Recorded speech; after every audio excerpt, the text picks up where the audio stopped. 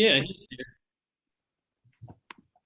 I don't know where he went, but I saw he was at least trying to I sign see him in. moving his hand. Here.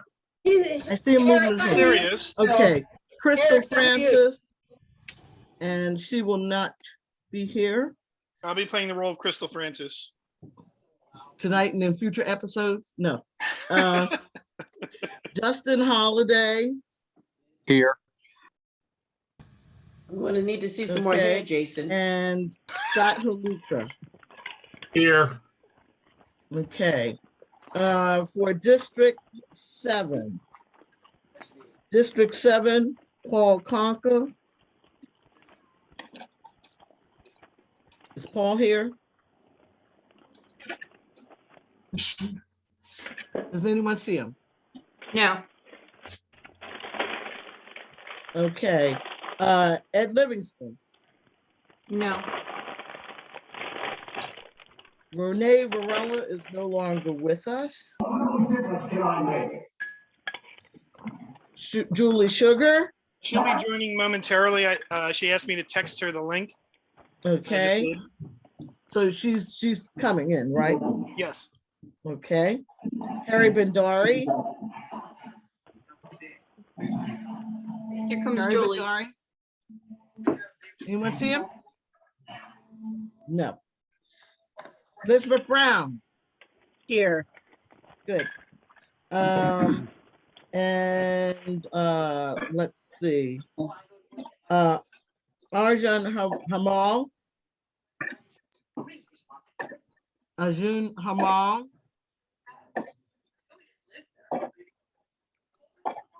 You see his name? Anyone? No? Okay. Next, we will have Margaret Forte. Here. Happy New Year's, everybody. Thank you. Happy New Year. Nina McHugh. Happy New Year. Nina, you here? You said Danita? Hmm? No. Nina No. McHugh. Okay. Danny Blunt from 10th District. Present. Jay Jalisi from the 10th District. No. Dolores Kelly from the 10th District. No. Pat Kelly from the 10th District. Pat, you here? No. Danielle Smith, 10th District. Present. Thank you. Next, Alejandra Ivanovich. I'm here, present. Good. Happy New Year, everyone. Happy New Year. Happy New Linda Year. Dorsey Walker, present. John Herbst. John Herbst. Not here. Vanessa Carrington. Vanessa here. Not present. Okay. Tracy Miller. Here. He is here. Thank you. Robert Benjamin. I'm here. Thank you. Tara Ebersol. Tara? Not here.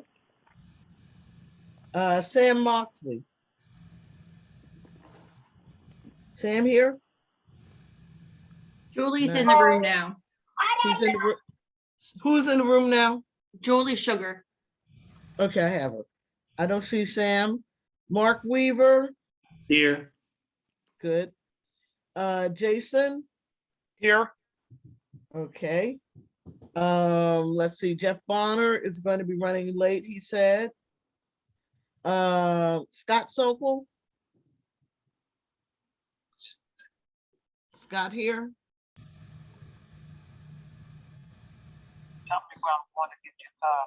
Okay. Katie Dot, Here. yes. And George, she's going to be running late, she said. So when you see some of these people who are running late come in, could you let me know? Absolutely. Bishop Barry Chapman from 44B. Bishop? Not here. Aisha Khan? Here. Good, thank you. George White? Here, Happy New Year's, everyone. Thank Happy you. New Year. Charles Sidnor. Here. Okay, great, thank you. Now for at-large members, Ruben Amaya.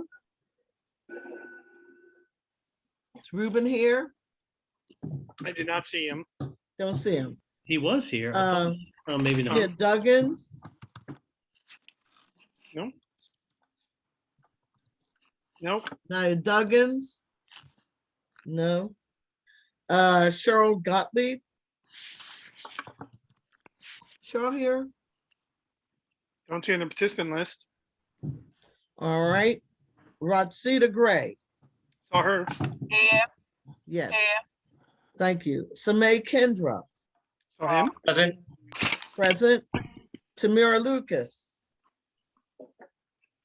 Here. Thank you. Danita Tolson. Here.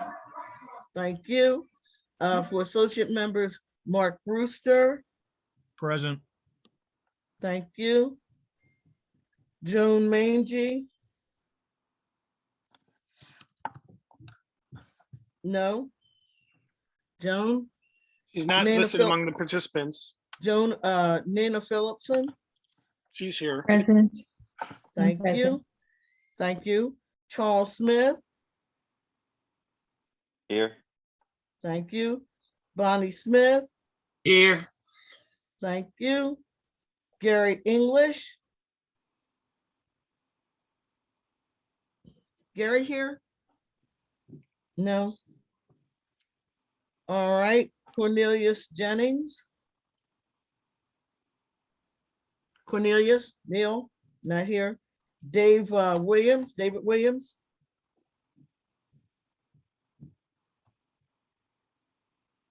Not here. Sebastian. Sebastian Sadi. Not here. Is there anyone whose name I failed to call? So now, are there any guests? Any guests? Can you let us know who you are if you're joining us tonight? You see No any other guests. name? No guests. All right. Thank you very much. Thank you very much. So first order of business here is I would like to wish our very own member Julie Sugar a very happy birthday today. Happy birthday. Everyone. There Happy we go, birthday. Julie. Thank you very much for Thank everything. you. Thank you so much. Happy birthday, guys. Indeed.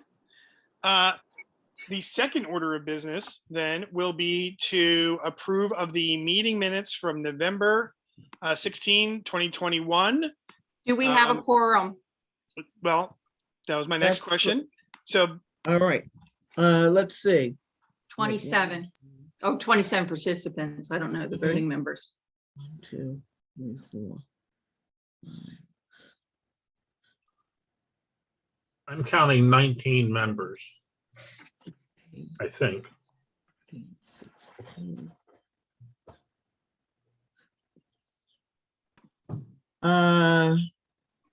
And I have, let's see, 20, 21, 22. With all of the at-large members plus full members, I've got 22. all right. And So I at-large take it that members. means we can then vote on things. Correct, Yes. Linda? Yes. That's our We have magic number. 19 of the full members and 3 other at-large members, so we have 22 altogether. All right. So with that in mind, the November 16, 2021 general body meeting minutes created by Linda were emailed out to the membership. Do we have a motion? I see Tracy has her hand raised. Move to approve. We have Tracy Miller moving to approve the minutes from November 16, 2021. Is there a second? I see Scott Halupka is seconding that. So with that in mind, all in favor of approving the meeting minutes from November 16, 2021, say aye. Aye. Bye. Any Aye. opposed, say nay. All right, the motion carries. The minutes have been approved. All right. Now we're going to move to Katie with the treasurer's report. And I knew that because I see the treasurer's report now on my screen. All right, so we did not meet in December, so I have the November treasurer's report to start with. Our beginning balance for administrative account was $1,666.60. We only had a $3 service charge, so the ending balance for the administrative account was $1,663.60. The legislative account beginning balance of November 1st was $41,260.40. Our total deposits were $583.33. Our total expenses were $1,460.97 for an ending balance of $40,382.76. With both accounts, the cash on hand is $42,046.36. The change from November 1st to December 1st is minus negative $880.64. Okay. Now I just got to do something here to get rid of this one and get you the other one. So bear with me here. And okay, and here we have the December treasurer's report. The beginning balance was $1,663.60. We had expenses of $667.74. There was a glitch with Comcast and they ended up charging us multiple months for December. So that was one big payment in December. We ended up with an ending balance in our administrative account of $995.86. The legislative account started with $40,382.76. We had two checks that totaled $1,250. That was the last bit of the Unity dinner. Well, we have one more check coming from Unity dinner. The total expenses for the legislative account were $1,289.62 for an ending balance of December 31st of $40,343.14. The change from December 1st to January 1st was minus $707.36. So we're doing pretty well. We're doing very well. All Any right. questions? I'm going to stop sharing. All right. Unless anyone has any questions, do we have a motion to approve the treasurer's report from November? I see Mark has his hand up. So moved. That sounds like he has a question. No question, just move to approve. Move to approve the November 2021 treasurer's report because we're going to do them separately. Is there a second on that? I see second. Danielle has seconded that. So all in favor of approving the November 2021 treasurer's report, say aye. Aye. Aye. Aye. Any opposed, say nay. I hear no response, therefore the motion carries. Now we have to move to approve the December 2021 treasurer's report. And Linda, wherever you are, Naya Duggins is here. And Jay Okay, Jalisi. And Jay Jalisi as well, apparently. So the December 2021 treasurer's report, do we have someone with a motion? I see Tracy with a motion to approve, I assume. She's nodding her head yes. Is there a second to Tracy's motion? Second, Is that Jay Jalisi who seconded? yeah, yes. Jay Jalisi seconded. All in favor of approving the December 2021 treasurer's report, say aye. Aye. Aye. Any opposed, say nay.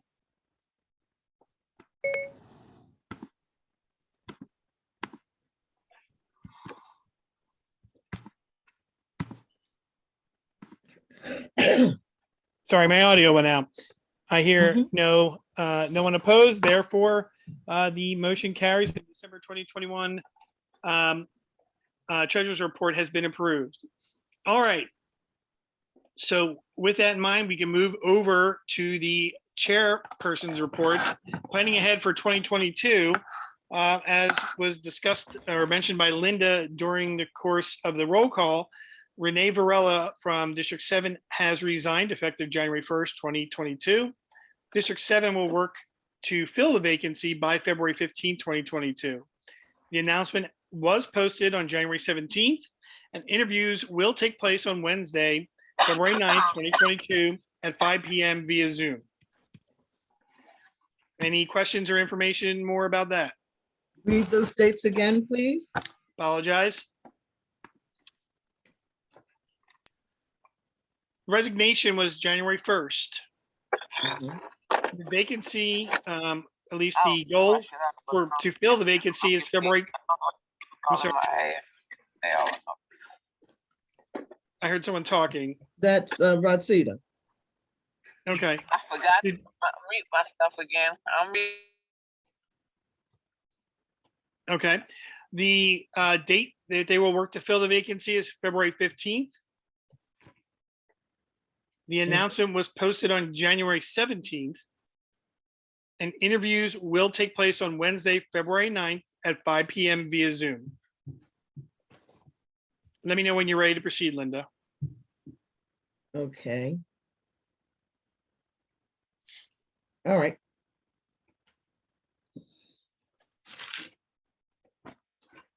All right. All Democratic clubs received a rechartering email from Crystal on January 8th, and the applications went out on January 17th with a due date of February 7th. So we're within the rechartering process. Crystal will be speaking at the Progressive Democratic Club meeting to discuss our plans for 2022 and how the clubs can assist in these efforts. The meeting will take place on January 27th at 7 p.m. on Zoom. She will also visit the Battle Grove Democratic Club this month.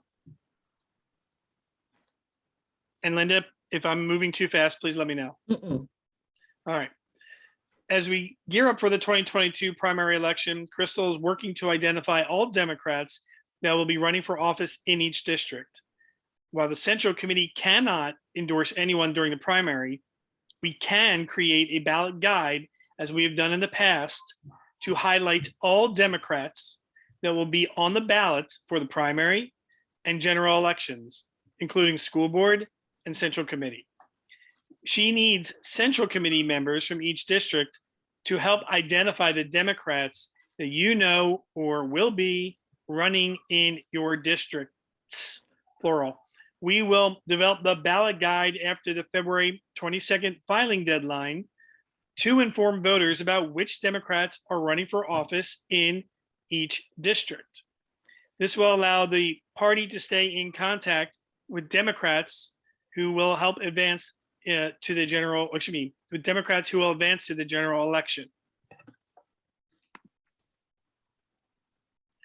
Please note, all of you who are Central Committee members, that you thought you were signing up with an expiration date of sometime in maybe June of 2022, but nope, not so much.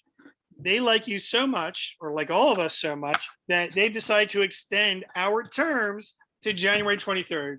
Congratulations, everybody. You did it. This change was adopted via vote during the statewide meeting in June of 2021. And therefore, we're going to remain on board to help the new committee get up and running, get their officers, et cetera. That's the whole purpose here. And so to help with transition, so it's not an abrupt stop and start. Does anybody have any questions about anything I've said thus far? Sounds good to me. All right. So After, no, I Go ahead, Linda.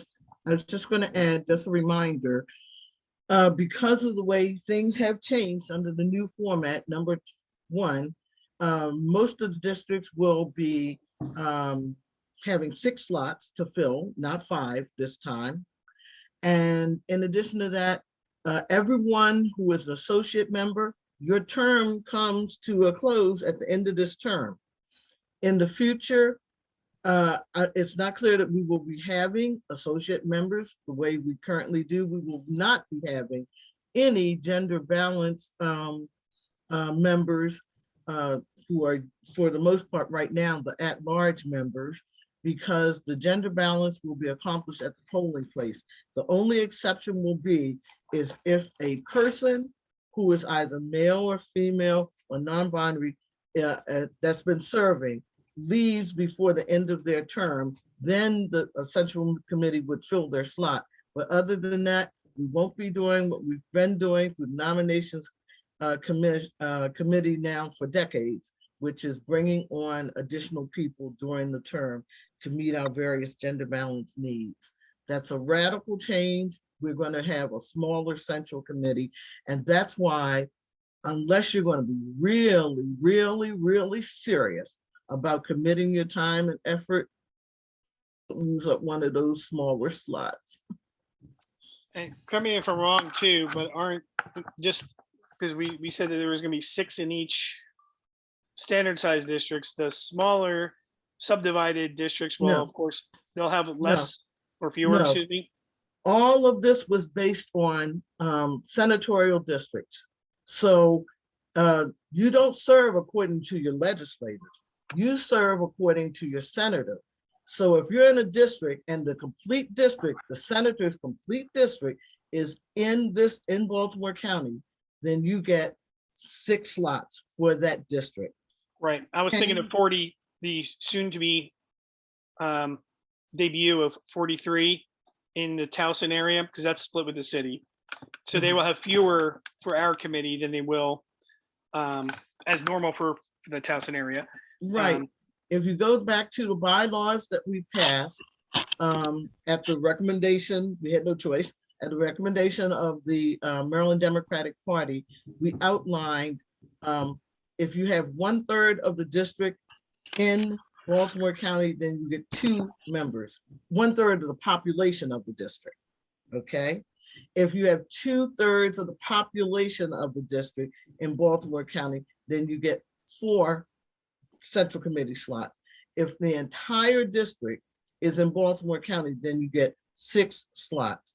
And so the reason I emphasize the word population is, even though 1/3, like for 44B currently, 1 out of the 3 or half of the slots are in Baltimore City, but the vast majority of the population for 44 lives in Baltimore County. So, See, Mark Weaver has his hand up. Yeah. yeah. Just a question. So when a district is subdivided A and B within the county, as 44 will be, I think, you get 6 members, and two of them, do they have to be from 44A, or is it just No, more or less it at large follows, within the it district? follows the senator, not the So it legislature. just ignores the A and Yeah. B as long as it's within the county. Mhm, mhm. Okay, good. Linda, Cheryl Gottlieb is now here. Okay, thanks. Anybody else? Any questions, comments? Okay, moving on to the next point.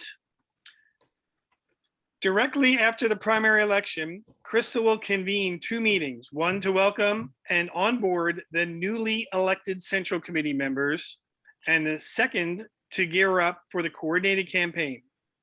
Crystal needs the data and party building subcommittees to start working to develop a countywide strategy to ensure victories in every race in Baltimore County. No pressure at all upon the chair people for them.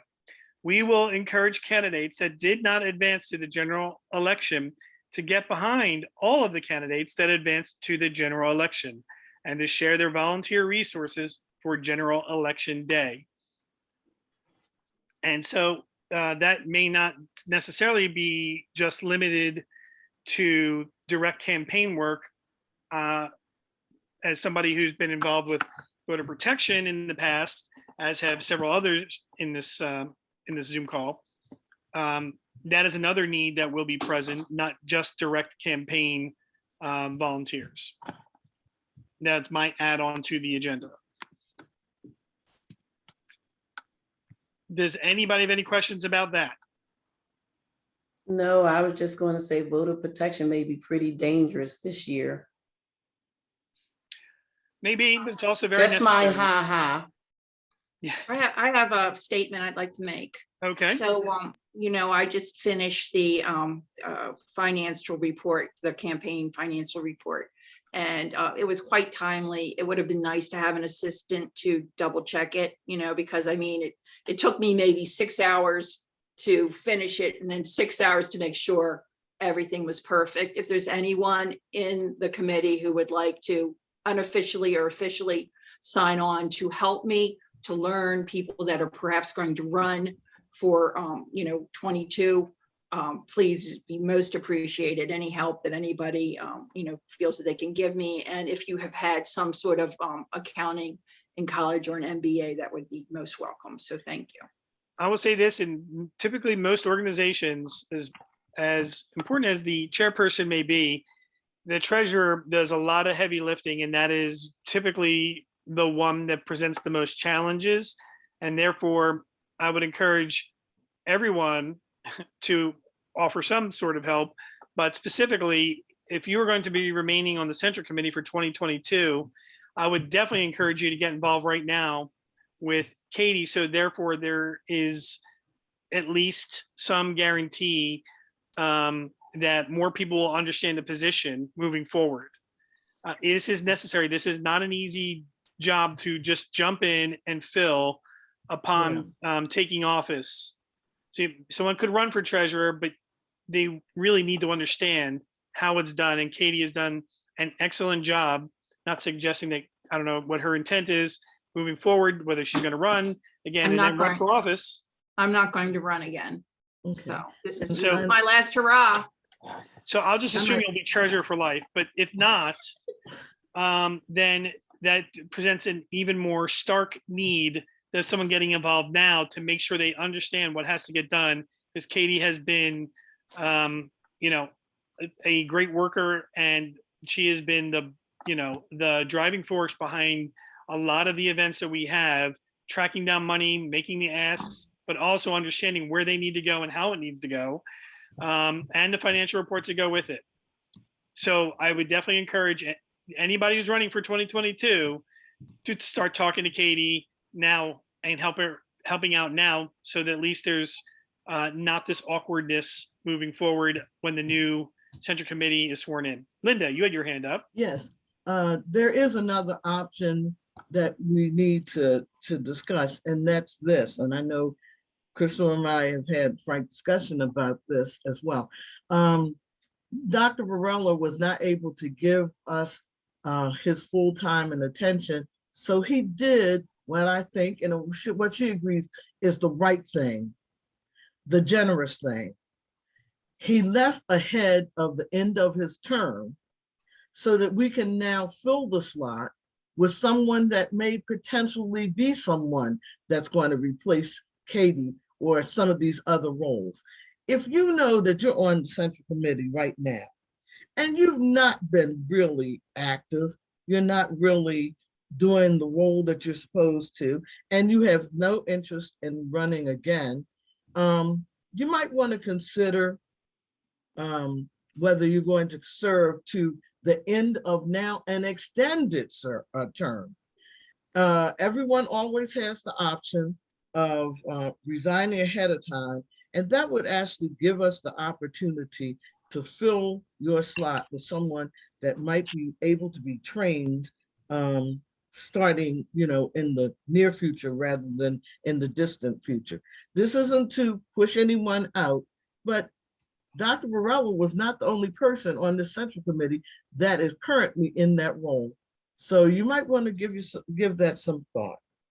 Especially considering the things that have to get done in 2022, particularly election related. There are numerous issues there, but also, of course, Katie's already started a lot of work toward the unity dinner. And that is something that, of course, is going to take a lot of us to do. And for those people who are interested in being on the committee from 2022/23 forward, they need to be involved with the planning process and the organization and execution of the Unity Dinner as well. So the more people that will be involved, let's encourage them Yeah. to get involved now. And let me just Tracy? clarify, if you're on and you're having an active role, even if you don't want to run again, that's fine. But if you're one of the people who has decided that you really don't have time for Central Committee, and it's reflecting in the level of time that you put in with the Central Committee now, you might want to think about that. Yes, Tracy. Well, I'm not totally going to be able to do what we all have been talking about because I'm not somebody who can take over next year, after next year, but I'm happy to help Katie for Great. the duration of this year. Thanks, Katie. I mean, Tracy. So Thank you, you're Tracy. going to be, Oh boy, we're gonna be dangerous, Tracy. Thank you very much. Yeah. I really appreciate you. But I do want to reemphasize that it would be ideal also to have someone on board to help with the next central committee as it's going to be composed, so that somebody understands or make sure that there's not an issue with the job that the treasurer does and the needs for the position and the central committee. So I will reiterate my emphasis on that point. And Trace and Katie's and Tracy's there too. So thank you. Anyone else? there's a hand up. It's me, Danielle. Oh, I'm sorry. It's Hi, okay. Danielle. Hello, good evening, everyone. So I was just going to elaborate a little bit on what Jason and Linda were just saying. And I think it's more so just saying because of what's going on here in 2020, the role that we have to play is going to be very important, that we are all out there, all hands on deck. Our roles and responsibility as Central Committee members are to ensure that these Democrats get elected.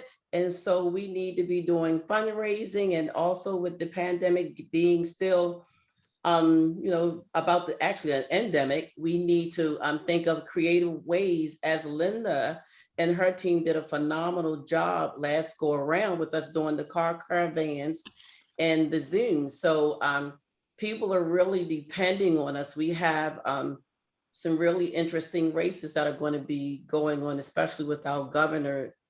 So meaning just that we all need to be out there, all hands on deck, not trying to say anybody needs to leave, just letting everyone know that we have to live up to what our role and responsibility is as Central Committee members. That's all. Thank you, Danielle. That was, I agree 100% that is the important point here is, look, we've had 8 years of Governor Hogan. I think I speak for everyone here when I say we need a change, no matter, to whom. We certainly need a change for the better for all of us, in Baltimore County and Maryland. So this is part of the work that we need to do. And it's up to us to help get it done. All right. And I'm sorry, I'll add to that real quick. I'm sorry. That informing and educating is very important, because we can't take for granted that people know what's going on, who the candidates are and what they're all about. So a lot of times, because we are the boots on the ground, you hear a lot and people are not familiarized with what's going on. So we need to get that information out there as well. Yeah, the strongest way, to help influence things is to talk to the immediate people in your circles, whether it be family, friends, neighbors, co-workers, et cetera, and convince them. It's convincing people one at a time, two at a time, et cetera. Yes, there is time to door knock, and there's going to be time to make phone calls and time to do some other things, but it all starts with the personal connections that you have, and I would certainly encourage that. Now, Danny, you had your hand up, so I'd like to call on Danny.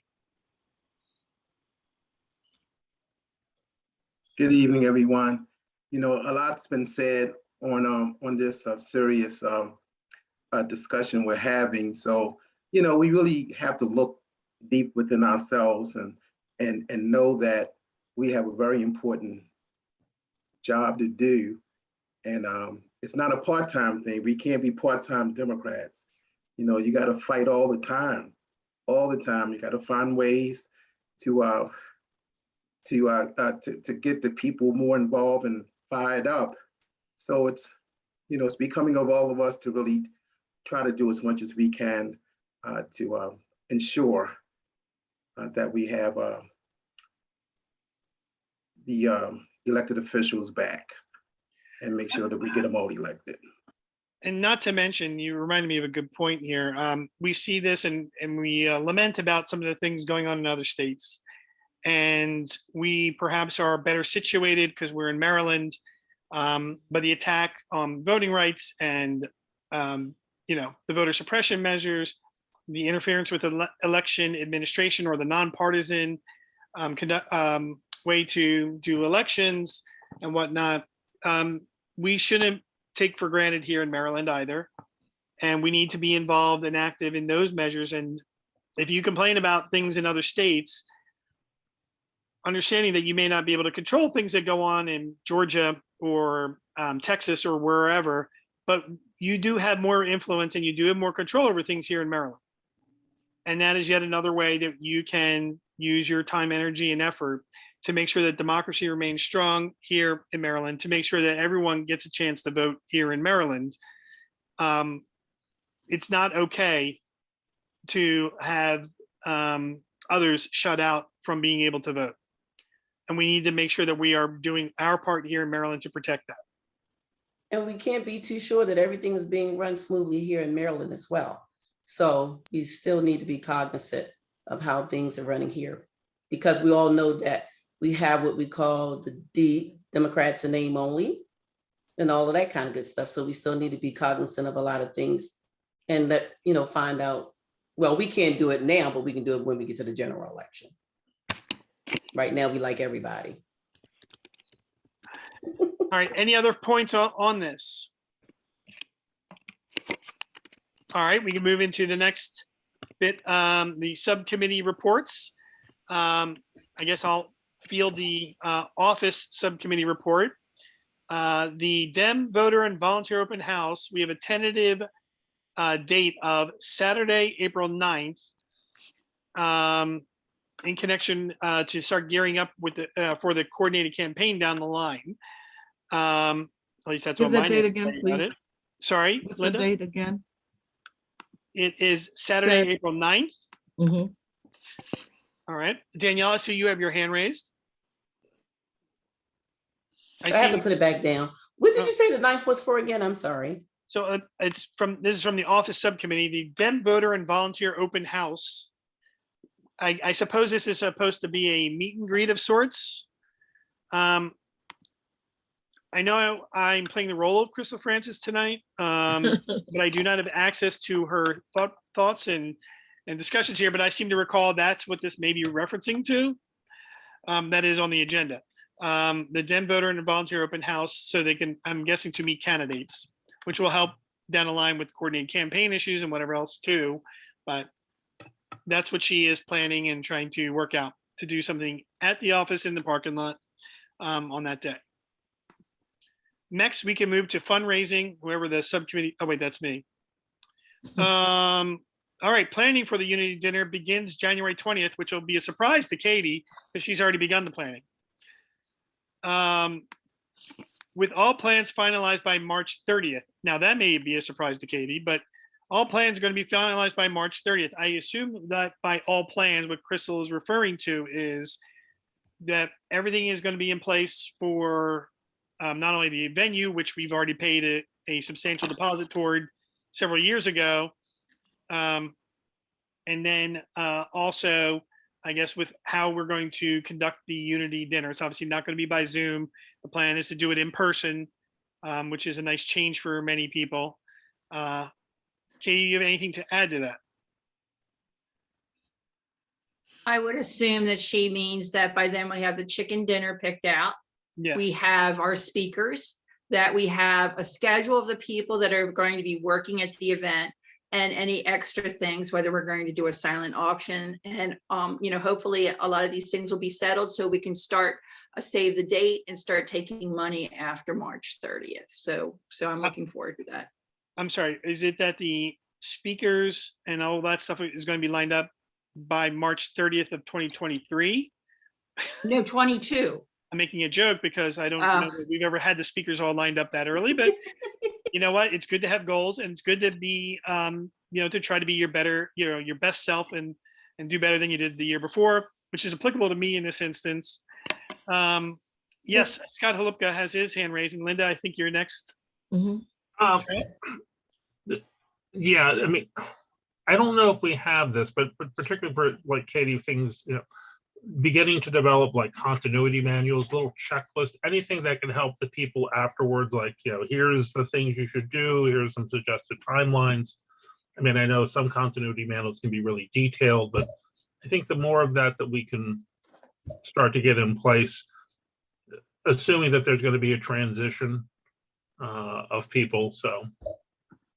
I can speak to that. I did something after the last Unity dinner where I even had a schedule, I had a timeline, and I had different things. So I think Jason and Crystal are both well aware of that. But I would also say for every committee, if they could make a binder, I would make a binder for my other organizations, and then I would scan the whole thing, and then I could send it as a PDF. And I don't know if anybody ever read them, but at least we're leaving some sort of Bible for each committee.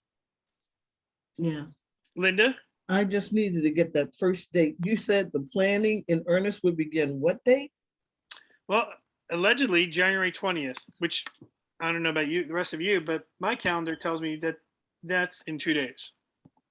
Do you have a time for your committee? Do I have a time? Mhm. I do not. But I'll work this out with Katie and Crystal in terms of the start of it, and then we'll go from there. But the second day, Linda, is March 30th. That's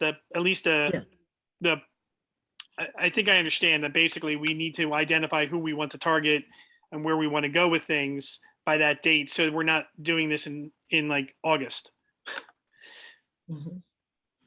Okay. I see Katie smiling. And I like the idea of the continuity guide, basically a policies and procedures guidebook, which we've talked about, looking at. We actually do have a policies and procedures manual from a gazillion years ago that needs to be looked at, but this is specifically relative to transitioning for some of these different committees, because we have a lot of people on the Central Committee right now who've been here for a long time, and they may or may not be returning again. And that's why it's important for folks to step up and start looking at these various functions and how and where they might fit in. What Linda's saying is that she can't stick around forever to be the institutional knowledge on everything. Thank you. So Ann George just came in. Thank you. Now, here's a fun fact for you, just real quick. When I was a public defender, I did the same thing. I came up with a manual, how to do preliminary hearings and everything, and all the directions to all the courthouses I put in there. The problem with the directions to all the courthouses was it was all from my house.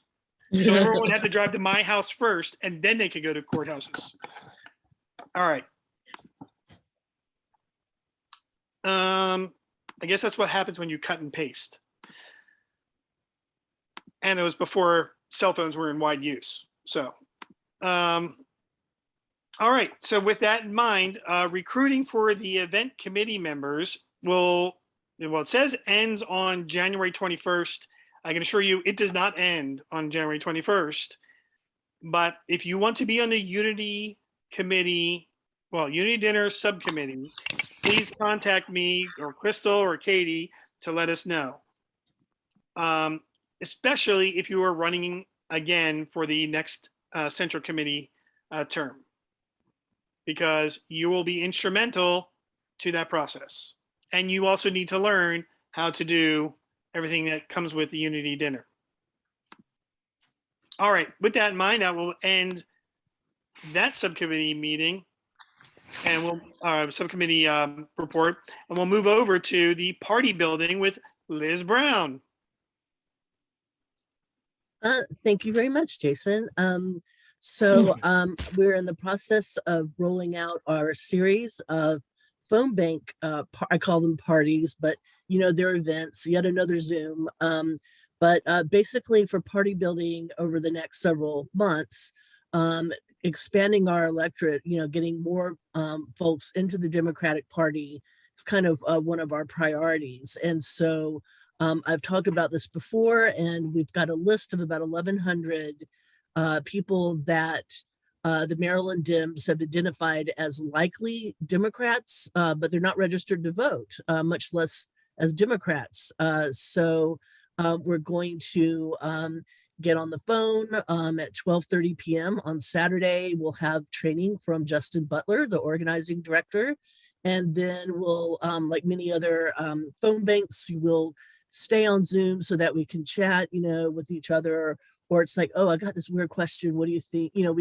It's a lot of fun. It's the best we can do to recreate the in-person phone banks. The best part of which for me is being able to chat with the other people that are making calls.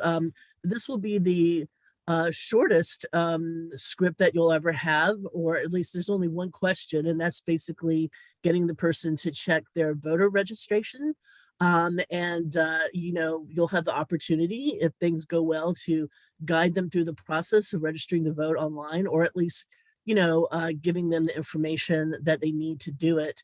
Right now, I'm in the process of reaching out to our clubs, and many of you here this evening are going to be hearing from me. We really would love to get the clubs involved and to get all your members fired up and excited to do this. I don't think that we'll have a how many calls can you make competition, but we will count up, how many from each club came and share that, just to show how great our clubs are and how active they are at anything. And if you have any question, like if there's something low key that we can, throw together and do to kind of make a competition or make it exciting for the club members, please let me know. But I think it's kind of difficult for the organizer to have to go through and count all the phone calls.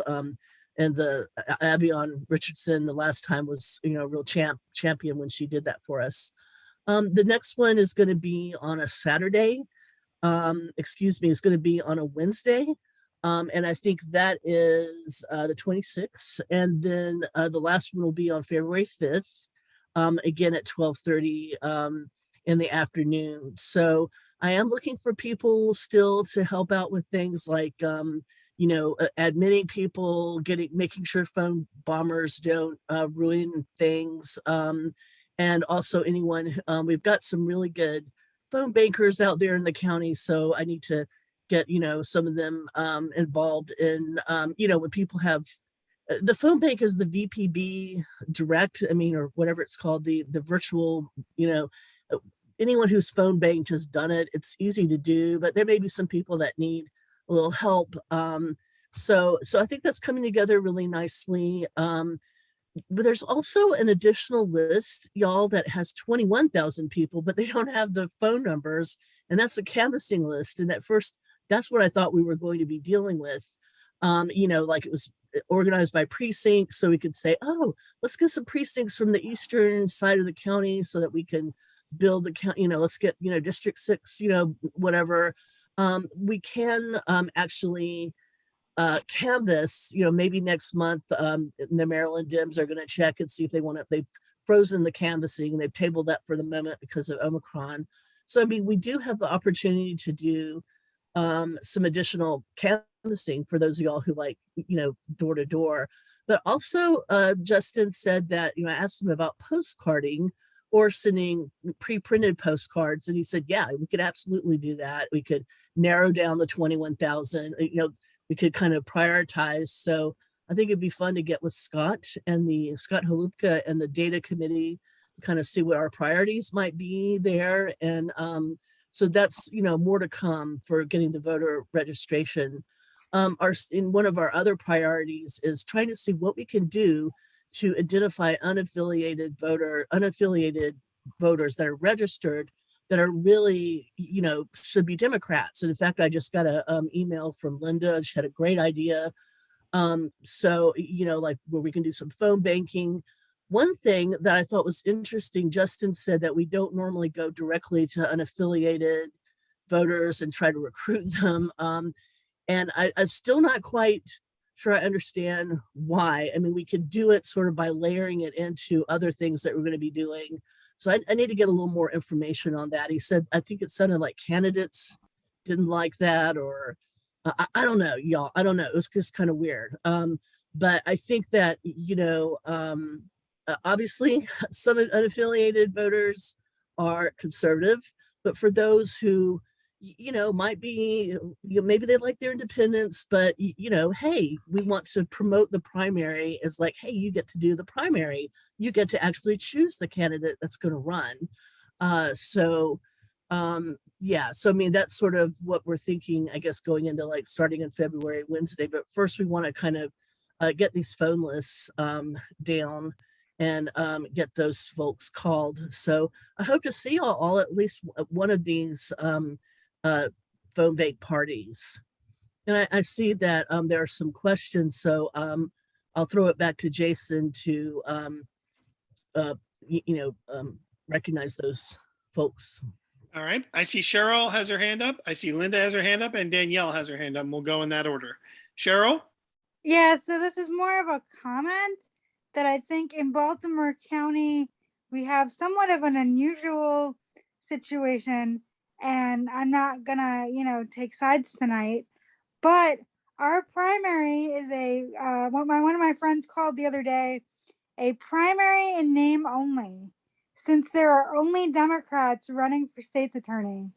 So that is the election. And I feel like that's the motivation to, talk to unaffiliated voters, because once that primary is over with, we have our state's attorney. So that's your only chance to have a voice in the matter. So I think we need to be clear about that with people. The other thing, well, just to comment on that, I mean, I don't know if there is another candidate that's running as a Republican or in any other party. But of course, the filing deadline's not until February 22nd, I believe. But yes, that's a very good point, that there may be some races that is the election. And Baltimore County has and Scott Hulupka could speak to these issues, I'm sure, not to put him on the spot, but has a fast rising unaffiliated, I guess, voter population, and a decreasing Democratic and decreasing Republican registered voting population.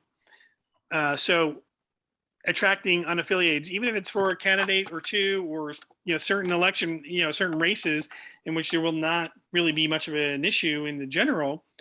Yes, these are all good strategies to discuss. Now, I'm going to shut up here so I can call on Linda and Danielle. Linda. Well, first I need to get the 3 dates that Liz gave. If I can do that real fast. Oh, okay. This Saturday, which I believe is the 22nd at 12:30 p.m. And why don't I get the, actually, yeah, it would just be better if I get the URL as well. Oh gosh, I don't have it open. Okay, I'm going to paste the URL into the chat, and that might be good to put in the minutes as well. And so we'll start out on a Saturday, and then the next one is next week on Wednesday, and I believe that's the 26th, and that'll be at 6 p.m.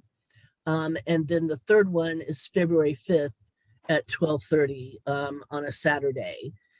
So please, if you've got your volunteers from your districts and so forth, please reach out, and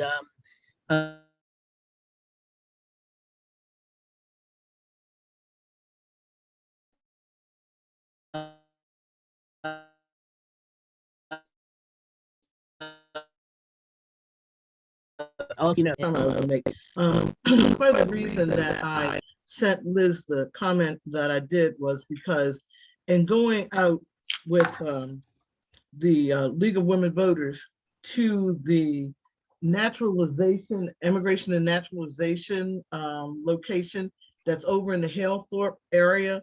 And they do actual voter registration there pretty frequently. Although, as I've shared before, they want other groups, nonpartisan. So think about your churches, your fraternities and sororities.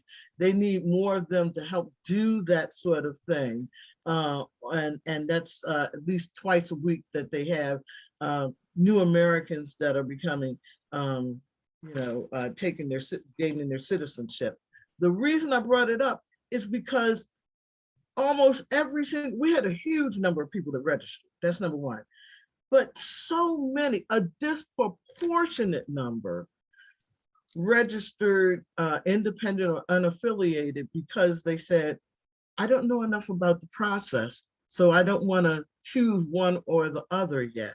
I don't know really what the difference is between Democrats and Republicans, so I don't want to choose. And I'm thinking, oh my goodness, the person is talking about getting active in voting this spring and next winter. And I'm thinking they have no idea. I can't speak up because I am affiliated with a party, and you're not supposed to do that when you're registering people anyway. But they need to be aware now that they are registered voters that they have the opportunity before May 30th to change their party affiliation. We need to be sharing some of these deadline dates with people, when they can go in and what they can do, so that they know that even though you registered initially, because you just got sworn in as a citizen and 5 minutes later people are registering you to vote, now you have the opportunity, now that you've had a chance to sit back and think about it a little longer, we want you to think about, because most of the people who are there getting their citizenship are South Asian, Continental Africans, Latinos. That's the vast majority of the people.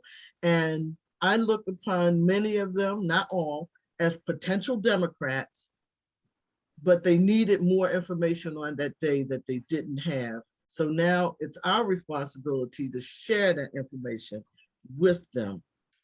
So with that in mind, and Danielle, I'm not losing sight of the fact that you have your hand up. Maybe Samay and George, if you could think about that for the roughly about, I'm going to just assume to be 74 seconds you have in between when I call on Danielle and then I call on the communications committee. If you could start thinking about that to respond to Linda, because she has some good ideas there, that would be ideal. With that in mind, that's your notice, in other words. Ha! Danielle, you are on. Hello. So I wanted to say I totally agree with Linda with that. It is a very great experience. The individuals are so excited to be coming into our country and to register. But of course, some of them are not sure and do a lot of times, but right there independent. And the same goes to the situation with high schools. We partner with the League of Women Voters to do the high schools as well. And a lot of those students are not sure. And, a lot of students are at their rebellious state. So they are like, I'm independent. I don't want to be Republican or Democrat. And so what I do with other organizations that are nonpartisan that I'm a part of is we do voter registration and voter education.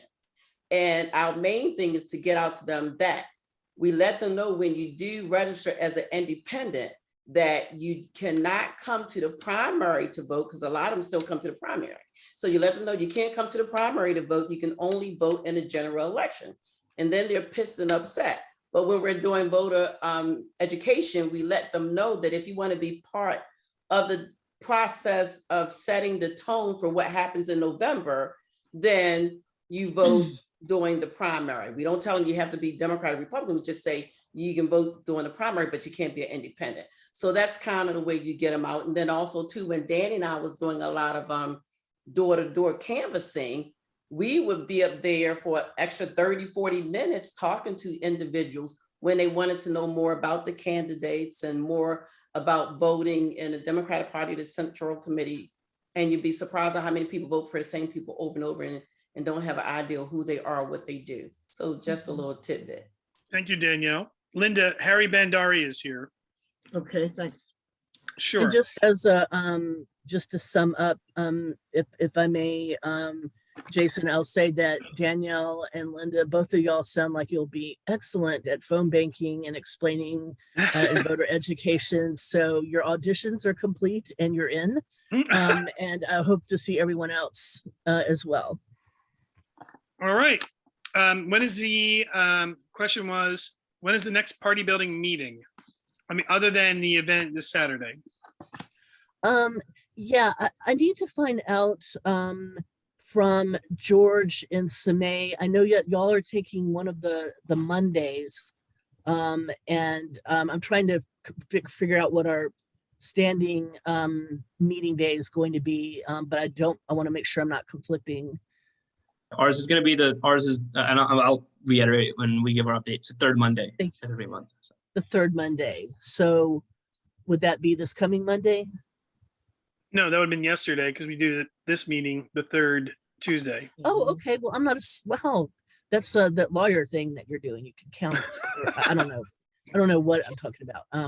Yeah, I think ideally this coming Monday would be good. So I think that's what I'm gonna do, and then maybe I'll make it the fourth Monday of the month or something. If someone else hasn't taken that. You look like you're thinking that over, Jason, but okay. No, well, anyway. I was just making sure the person who had the question, which I believe was Katie, for the information, and so Linda has what she needs from the information as well. Everyone good? All right. Well, thank you very much, Liz. Great, thanks. Thank you, Linda and Danielle, for your contributions on that too.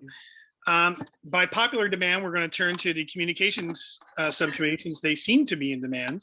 But first, I want to acknowledge Samay and his prowess at fundraising. He has raised more money for his race than I made, I think, my first year as an attorney. So he has obviously done a lot of work. And this isn't to speak of, obviously, we're not talking about other candidates or anything, but the amount of work that you must have put in is astounding. To get where you are. And I just wanted to make sure that others were aware of how hard you must be working in that regard.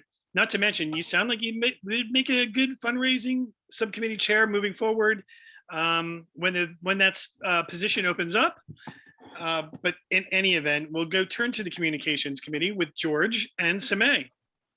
Well, thanks, Jason. I appreciate that. And actually, what I was going to respond to sort of Linda's comments and Danielle's comments about growing minority communities.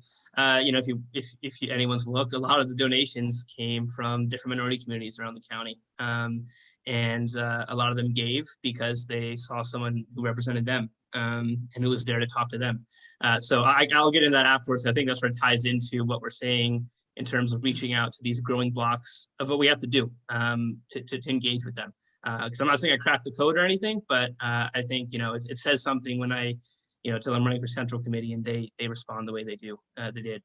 If I could just jump in on that, but it's not just limited to your personal benefit. You are making the inroads to these communities and developing the relationships, which Absolutely. is a huge step here. Not just for yourself, but for obviously on behalf of the committee.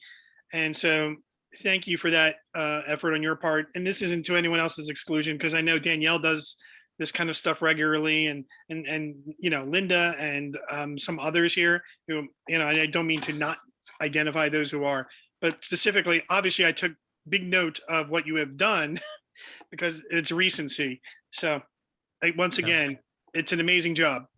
Thank you. As for, I'll give the actual communications update real quick. And George, as always, if I miss anything, please make up for my mistake. We just so everyone knows, the new communications meeting schedule will be every third Monday of every month, and that's the minimum. I anticipate us meeting more as the primary gets closer. We have a lot to do.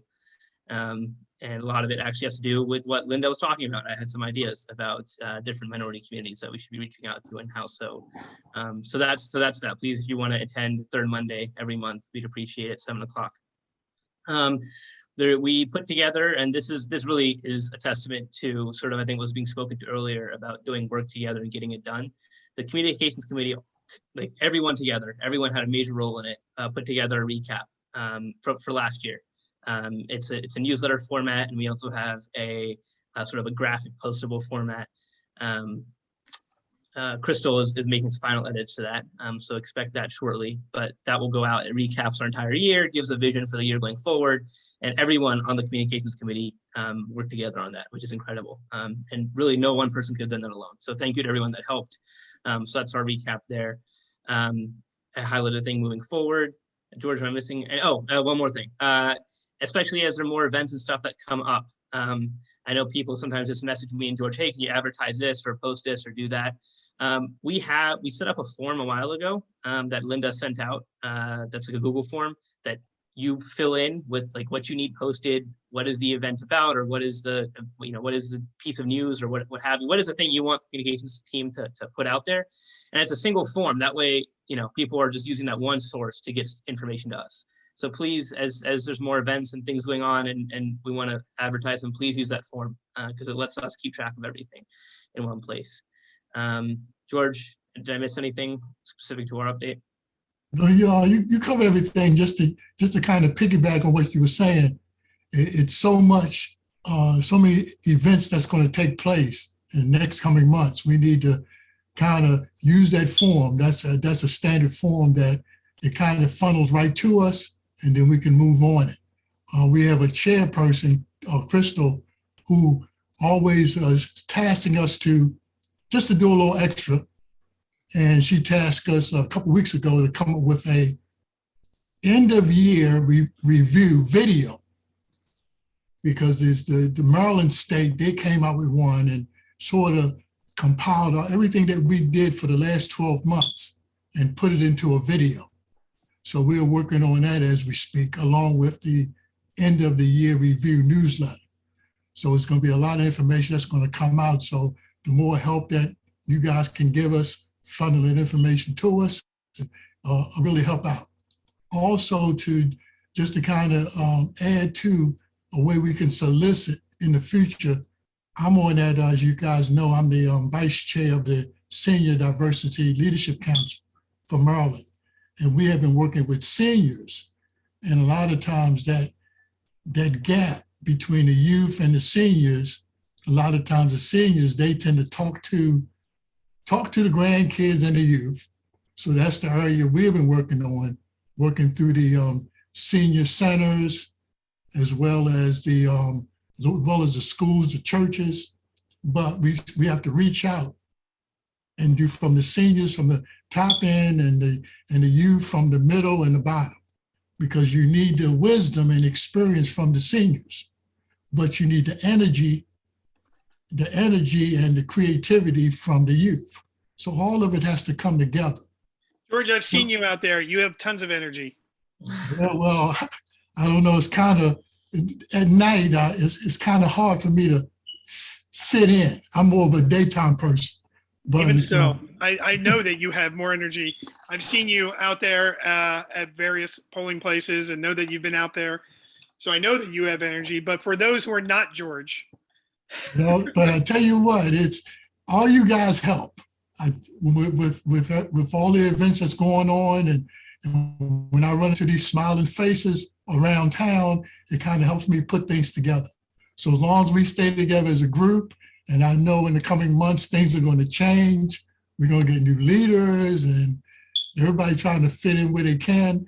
And remember, it's about look at the big picture, because as you guys know, I started a few years ago before I even became part of the Central Committee. I started just as a guest.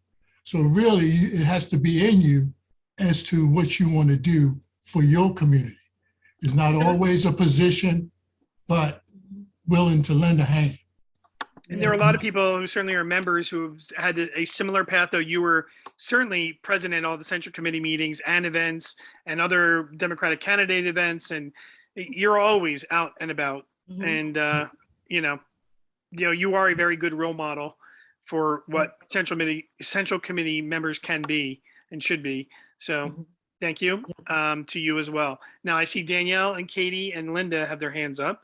Danielle? I'm sorry, I just keep forgetting to put my hand down. I'll just give you a high five. All right, Katie.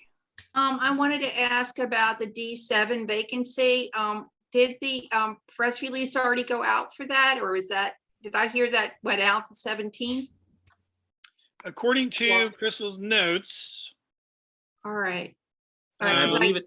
I believe I don't think Jeff is on the call. Jeff's handling all the website stuff. I think it's on the website. Okay, great. As soon as it hits the website, I'll put it on the Facebook. And then the other thing is that we have that group page that if anybody wants to share events that are going on in their neighborhood. I know that Liz has the links in there for the phone bank. There's a lot of things going on. There's also a lot of news about some of our central committee people and what they're doing. So, please, anybody can post there, so we would like to see what everyone's doing. All right, thank you. Katie, if you can't find the D7 posting on the website, just let me know. And it's not there yet, but it's not there. Okay, I'll give Jeff a call and see when we're getting it up. But it should, I think I thought I saw him come in, but anyway, maybe not. Maybe I'm. Crystal's note says it was posted to the extent that helps, but apparently there was a failure to specify which website. I assume it would be ours, but yeah, I'll check in with Jeff. All right, great, thank you. All right, Linda, did you have a comment or question? No, I was just going to say I wanted to follow up on what you were saying to George, and I would also extend the same comment to Bonnie Smith about individuals who come to our central committee as volunteers, didn't get anything out of it. A lot of times in recent years, we've had people who come and look immediately, what can I get out of the central committee for me? And this is about a party building effort. That's a long-term effort that may not necessarily reap direct benefits for you immediately. And some of them, unfortunately, after they've gotten what they felt they could get out of the central committee, they've left. Or when they found out that they couldn't get what they wanted, they left. But thank goodness to people like George and Bonnie, who have been hanging in there year after year and came to us as volunteers. Danita came with her students as a volunteer, as just a guest coming to meetings for years, and wasn't even a member.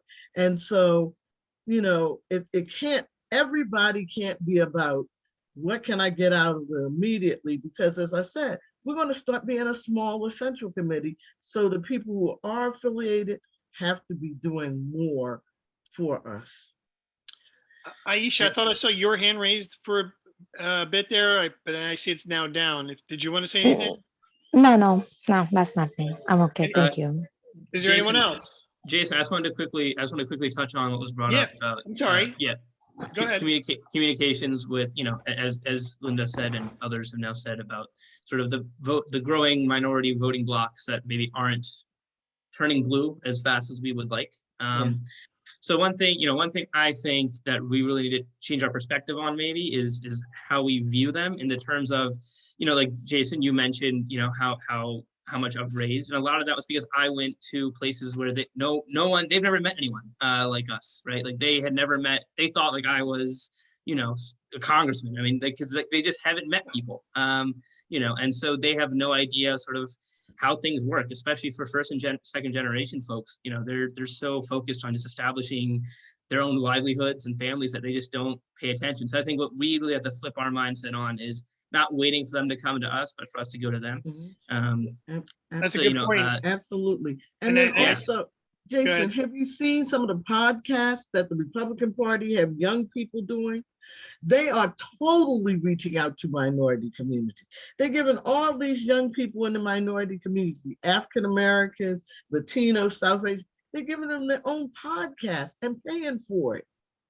And it's giving them a very extensive profile. I've actually watched some of their podcasts, and I don't know how we're going to get some of these people back, because they're reaching out to the young people. They're giving them money that they don't have, and they're opening doors sooner. And it's concerning to me that I don't see us doing the same kinds of things. We could do the same thing in West Virginia. Just Well, like this they is a dared, discussion for- to go into the inner city. Yeah. And start recruiting some of those inner city folks. Okay, now I don't necessarily agree with who they used as their spokespersons to to start initially reaching out to some of those folks, but they dared to do it, and now they're starting to make a foothold in the inner cities of Baltimore and other places around the country. We're letting places like West Virginia and other places go unaddressed. They're majority Republican, and we're not sending money and people to try to get their young people a podcast of their own, so that they can start talking a different perspective that's more progressive. Well, I think that to build off your point, we got to focus obviously on Baltimore County, and Sure. those are things that we can do, that we should be doing. I know that there has been at least some attempt to help and reach out more with Young Democrats. That is the organization. Now, as to how you get to some other communities that have been ignored, as Samay brought up, and as you're alluding to, obviously that's the next step that we're going to have to do as a central committee, and well beyond the central committee. And obviously that takes some planning here to think about that. And obviously money is going to be an issue with it too. But these are all good discussions we should have, and certainly with subcommittees with party building, communications, fundraising, et cetera, that these are all implicated by what you're saying. But in the interest of time though, for now, we'll have to move on to the next subcommittee unless Samay and George are not done. Anything further from the two of you? No, like you said, we'll have these conversations, in subcommittee. There's a lot to not to talk about. No point taking up too much time here, but yeah, we'll work on it. Well, it is something that requires attention, and it is something that requires a plan. And it's, the more we can't sit there and hash that out here tonight for sure. But Linda's correct in terms of bringing it up, and it goes back to what I had said before about protecting democracy and voting rights in Maryland. Though you see things happening elsewhere, the same thing applies to what Linda just said. We see these things happening elsewhere. We can make sure it does not happen here. Danielle? No, I was going to say, and yes, while we do need to be more aggressive, if we are going out there, and I'm just going to say this, if you are a minority and because someone in the Republican Party gave you some money to be a part of them, then I'm just going to say this, that's where you need to be, especially with the way the Republican Party is displaying themselves. They're not the regular Republican Party.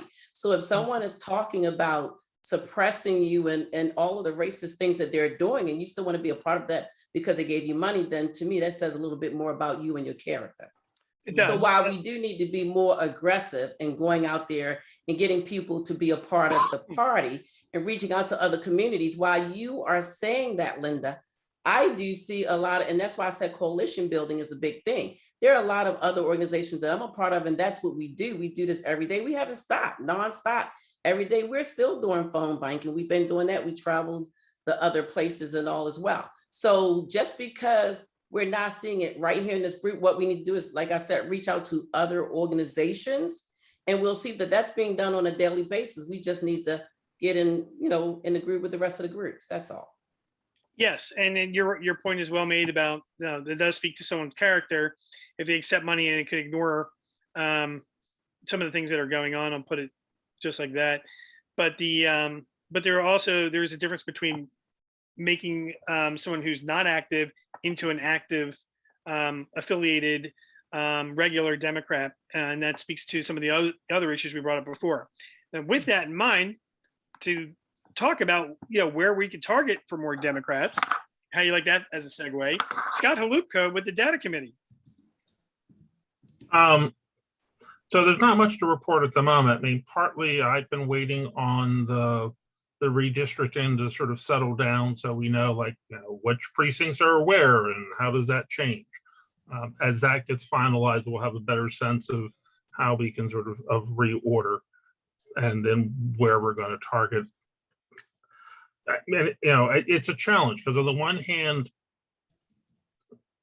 most likely, I mean, Liz, I haven't seen the numbers the state, that the state has given you, but most likely those that are going to be identified as most likely to vote Democrat are, I'm guessing, are going to be in districts that are already predominantly Democrat. It's just the nature of the way these algorithms, I suspect, will tend to work. Nothing wrong with that. I mean, because we've got different levels. If you're trying to win the state level, doesn't matter where the people live. You want them to get out and vote. But if you're trying to pull certain races in certain districts, it may make more of a difference. On the other hand, you don't want to waste all of your time in a district that's still going to go 70% Republican. No, but you also don't want your Democrats there atrophying. I realize utility and futility, but right. But it is the challenge of that. Because but we still have statewide races and other or countywide races where we need them as much as and every vote counts. Right. Every vote counts, no matter where they. But I feel bad. This is why I hate gerrymandering, because I do think it operates to the detriment of both parties.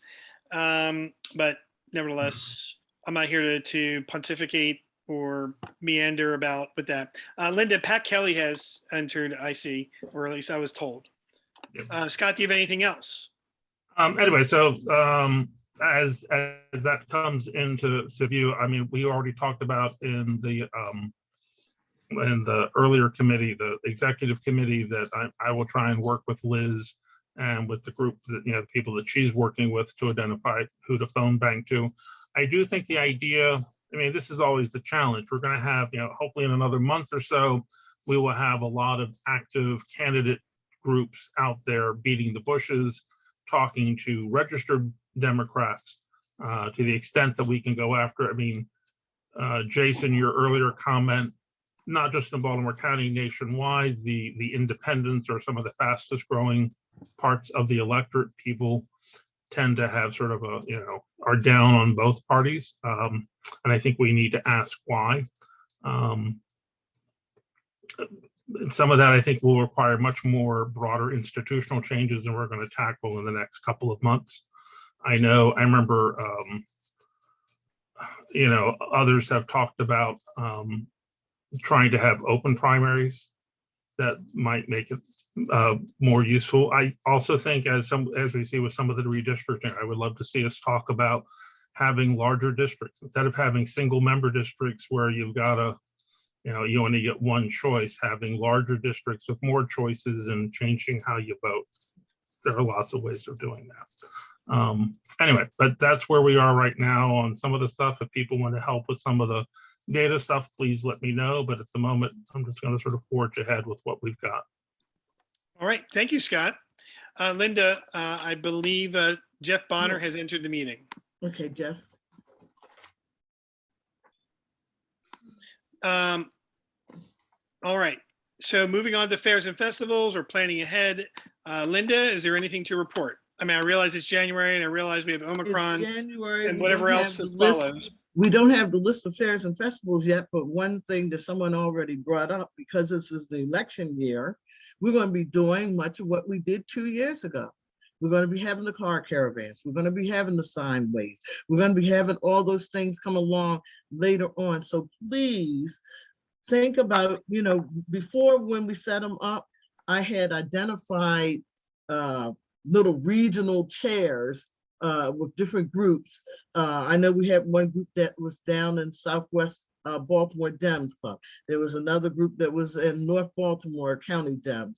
There was another group that was in the Upper Park Heights area. And we had sign waving up and down multiple places on all of the corridors, up and down Ricerstown Road, Hartford Road, Liberty Road, in South Baltimore, from one side to the other.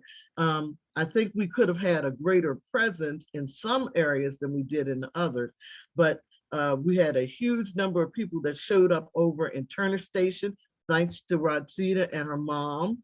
And a lot of those Turner Station residents over there want to extend thanks to all of them for opening up a lot of doors for us. And we were able to return multiple times over there. So those are the kinds of things that we're going to do. Also, you may recall that, and it's been a while, that we had a pot of money that was set aside that was supposed to be for educational purposes, for putting on an event that would sort of heighten voter awareness prior to an election. We didn't use it at the start of the last election. We planned and then we were asked to postpone it, and the community center was shut down and so forth. I'm hoping that in this year, we will be able to use that pot of money, which one of our members, Bishop Barry Chapman, so generously donated for that very designated reason, to bring awareness over in the Turner Station Dundalk area, which has become not just large African-American population, pocket of African-Americans, but if you participated in any of the car caravans and signways over there, there's a huge infusion of Latinos that now live in that same area who are buying up the homes. So if you think that you can be helpful, please let me know, because we're gonna have a lot of different things going on during this election year. Thank you for that, Linda. And Mark Weaver, you have your hand up. Yeah, I'm sorry, I'm a little out of order here, but no, it's my fault. I didn't notice it before until someone mentioned it, so my bad. Yeah, it's cool. Yeah, Scott made the comment about open primaries and how lots of, and I've run into this, a lot of young voters are in favor of that. And I think partly it's just because of the name. It's open, everyone likes open and they hate closed. I would say there is a distinction you can make that's important. You could make primaries open for non-affiliated voters, for independents, without making a Democratic Party open to a Republican voter. I think those are two very different things. And it's going to be helpful as time goes on to at least think about that distinction. That was it. Thank you very much. Right. I Except have in Baltimore County, there's a lot of libertarians. Well, yeah, they're about halfway Republican, but yeah, at least they're not Republicans. I have on here that for nominations and bylaws, as with Pat Kelly and Danny Blunt, respectively, that there is no report. So just to confirm, Pat Kelly, is there anything you need to report? I take it that's no. Danny, is there anything you need to report? No, not at this time. Thank you. And thank you, Pat, as well, for your help. Oh, my mic was on. Oh, I'm sorry. Go ahead.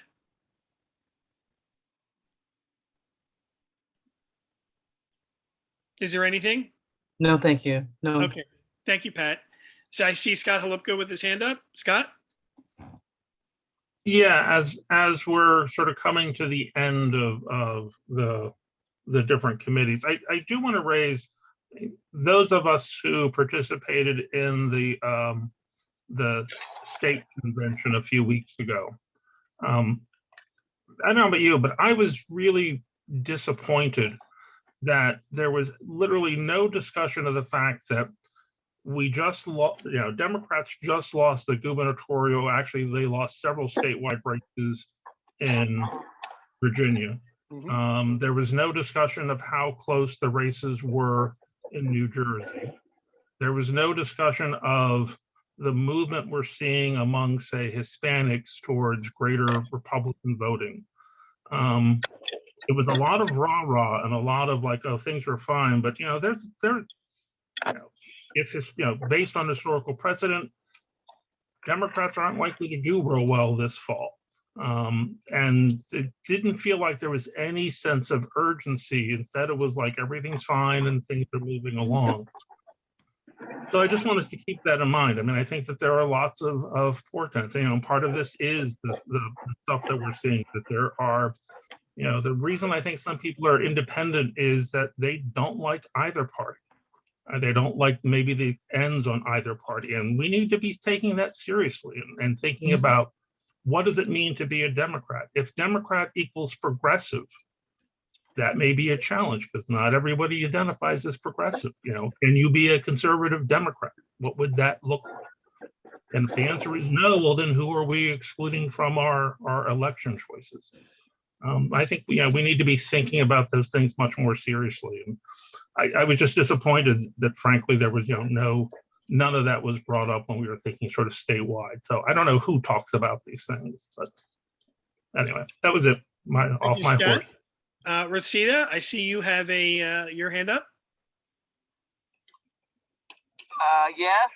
I had my hand up basically when Linda was speaking. Well, let me say, I thought I had my hand up, but I had pushed the proper button.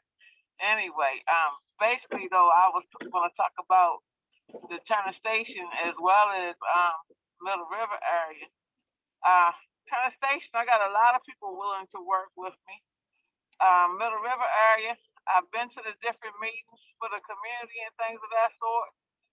It's going to be hard. I'm going to need some help with that one because they're predominantly Republican or just not voters. Well, yes, the ones that aren't voters are the ones that obviously we would like to try to activate for sure. And the times that I've been at the different community meetings and I let them know who I was and what we're trying to do, it's been hard. And I'm a rookie at this, so whatever help y'all can give me, I'll let y'all know when they having meetings and things of that sort so that I can get help. Thank you, Rosita. You're welcome. Danielle? Hello, so I'm going to just talk about the elephant in the room for a minute or the fly on the wall. So from a historical perspective, we've always talked about whichever party gets in, what happens during midterms. And that's when things are normal. Things have not been normal for the last 5 years. We have had so many criminals running this country, it's not funny. On a daily basis, they are writing books and they are telling us what they are doing. Even people from other countries are telling us what we are doing. The word insurrection when we should be using the word coup, and it's still in process. So with that being said, regardless of what is happening and going on in our party, we need to continue to fight to ensure that the criminals do not get in office. That's what I have to say about that. Secondly, the Voting Right Act. That is not just for African Americans. That is for Hispanics, individuals who are disabled, people who go to work every day who don't have no time to can't get to work. And there's so many other people who are included in this for the Voting Right Act. Yep. So I need people to, silence is not an option at this point. This is about democracy and autocracy. So you're either with doing the right thing and looking at things from the perspective of how you would look at it if it was your wife, your husband, your children, your family members. We need to stop having these Democrats saying, oh, I'm doing this because I live in a Republican district and I can't vote this way. Bull hockey. We need to do what we need to do for the people that we are actually put in office to run for. If you're not going to vote on behalf of the people you're put in office to run for, then you should not be running for the office. That is my 25 cents. Well, I think it's worth more than 25 cents. I'm still not sure what bull hockey is, but I will say that apathy is what will drive where the direction of this country. The more people that remain silent, the more people that just ignore things or become casual voters or just assume it's everybody is involved and I don't want to hear this noise anymore. That's when you have really bad outcomes. Exactly. We need get to those fight. people active. You can't just count on the 1/3 of people who are going to vote for democracy. Well, we need to fight and we need to hold people accountable because right now, when we keep talking about Manchin and Sinema, they're not the only ones. Nope. And we need to start saying, well, if you want, for example, we keep talking about what they're doing. What about the monies that are being put into their accounts by Republicans? Okay, what about if you keep talking about doing things in a nonpartisan way, but there are over 30-something laws and over 20-something states that are and now blatantly in our face being done in a partisan way, let's ask them to talk about that. You know, and also play Dr. Martin Luther King's speech where he talks about what the filibuster really is. Now, if we can take it down and change it up for the budget, why can't we do it for a constitutional right that everybody should be afforded? Well, I mean, I don't want to cut any of this short because this is something I very much believe in and everything, but we do have 20 minutes left. There are a couple other points. Linda and Cheryl also want to discuss some things here, but I'm loath to jump in to say that, you know, we should keep things moving, but you are correct 100%. This is something that we all need to be all hands on deck and active in. Linda, your turn. Yes. First, let me just say, I love what Scott said about what I have long perceived as a lack of serious discussion at the state level when we convene. That's why I wanted us to, and I had us talk about it, introduce it, and so forth. And so many people poo-pooed it, although not all did, having us meet on a quarterly basis rather than just on twice a year, so that we would have time to discuss some of these more serious issues. There's way too much gravy discussed at our meetings, and we never get around to the meat and potatoes. And I'm glad someone else noticed, because I thought maybe everybody was just satisfied with eating gravy every day, every meeting, because we never get around to discussing some of these hardcore issues that we need to be discussing as a party, not as a subset of only the executive board members or anything like that. We need to, across the board, with all of the central committee members, address some of the topics that Scott just talked about. But before we leave, I wanted to talk about just two things. First of all, everyone is aware that, you know, redistricting, of course, is coming to a close. Two things that have happened since last we met, and I'm happy to say it, is that the state legislature has followed up on a proposal that I have been submitting all of last year and for several decades before on trying to have a carve out for within the 11th district. I know that you mentioned earlier, Scott, about having these large districts. We already have 83% of the state of Maryland is already given over to multi-member districts. And the problem with continuing to do that and not recognize that we have minority groups that want to have a seat at the table at some point is that they never have the opportunity to do that unless we recognize that sometimes there's a need for a carve out to give minorities a chance ever to get elected. So with that having been said, the legislature, after all those meetings with the governor's people and the state legislators, it came down to one day of hearing.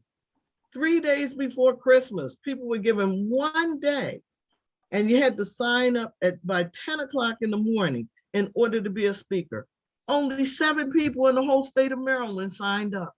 And luckily I got to be one of them, and I was the last speaker. And I talked about the need to rectify some wrongs that are going on because there are clear violations of the Voting Rights Act. And there were members of the press that picked up on it and ran with it.